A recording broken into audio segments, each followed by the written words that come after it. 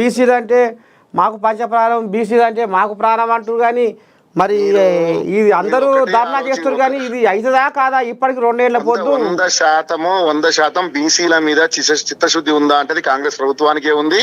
ఇన్ని రోజులు చెయ్యని వర్గీకరణ కూడా రేవంత్ రెడ్డి గారు వచ్చిన తర్వాత ఒక సామాజిక వర్గం, ఓసీ సామాజిక వర్గం ఉండి కూడా బీసీల పట్ల చిత్తశుద్ధతతోటి ఈ రోజు రాష్ట్రంలో అందరినీ ఒప్పించి ఆర్డినెన్స్ తేవడం జరిగింది. ఇప్పుడు ఢిల్లీలోకి వెళ్ళి ధర్నా చేయడం జరిగింది. అందుకే మేము దీన్ని రాజ్యాంగ సవరణ చేసి ఒక శాశ్వత పరిష్కారాన్ని కలుగుతున్న ఉద్దేశంతో మేము జంతర్ మంతర్ దగ్గర ధర్నా పెట్టడం జరిగింది. కాంగ్రెస్ పార్టీ కనీవిని చరిత్రలో బీసీల కోసం చేసిన పార్టీ కాంగ్రెస్ పార్టీ ఉంది. నిన్న ధర్నాతోటి మీకు అది అర్థమే ఉంటుంది ఈ పార్టీకి. మరి ఏది ఇప్పుడు వాళ్ళేమో మొండిపాటు పట్టిరు బీజేపీ వాళ్ళు ముస్లింలను తీసేస్తేనే మేము ఇస్తాం, మీరు ముస్లింల డిక్లరేషనా ఇది బీసీ డిక్లరేషనా అని ఇప్పుడు వాళ్ళు పదం వాడుతుర్రు. ఇప్పుడు వాళ్లకు ఇచ్చే ఉద్దేశం లేక ముస్లిం అనేది ఒక వంక మాత్రమే. గతంలో రాజశేఖర రెడ్డి ఉన్నప్పుడు కూడా బీసీలకు ముస్లిం రిజర్వేషన్ ఇచ్చారు 4%. మీకు అవగాహన ఉన్నట్టుంది మీకు.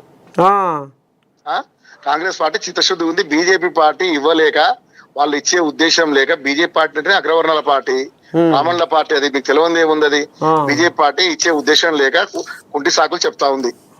ఖచ్చితంగా వర్గీకరణ తెస్తే రేవంత్ రెడ్డి గారు మా సీఎం గారు అన్నట్టు బీసీల వర్గీకరణ చేసి స్థానిక సంస్థల ఎలక్షన్ లో కొట్లాడతాం గ్యారంటీకి మేము. మిగతా ఏ పార్టీ కూడా బీసీల మీద చిత్తశుద్ధి లేదు. కవిత కూడా ఈ మధ్య ఏంటంటే ముసలి కన్నీరు కారుస్తా ఉంది బీసీలను పట్టుకొని. ఎక్కడి బాధ ఎక్కడి గోస, ఆయన బువ్వే తింటలేదట. మొత్తం బీసీలకు న్యాయం జరిగేదాకా బిల్లు వచ్చేదాకా. అంటే వీళ్ళ ఆలోచన ఏం తాత అంటే నిజంగా కాంగ్రెస్ పార్టీ బీసీల వర్గీకరణ అయిపోద్దేమో, చేసేస్తుందేమో, అడ్డుకుందామనే కుట్రలో భాగంగా ఇవన్నీ పథకాలు రచిస్తా ఉన్నారు బీజేపీ కానీ టీఆర్ఎస్ పార్టీ కానీ.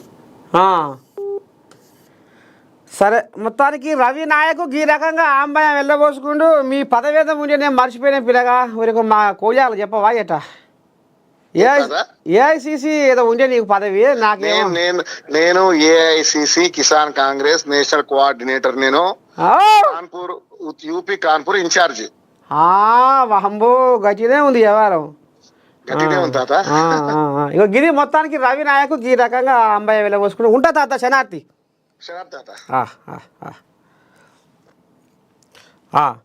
ఇక గిస కథ నడుస్తుంది. ఇక మరి చూడాలి. ఇక ఇప్పుడు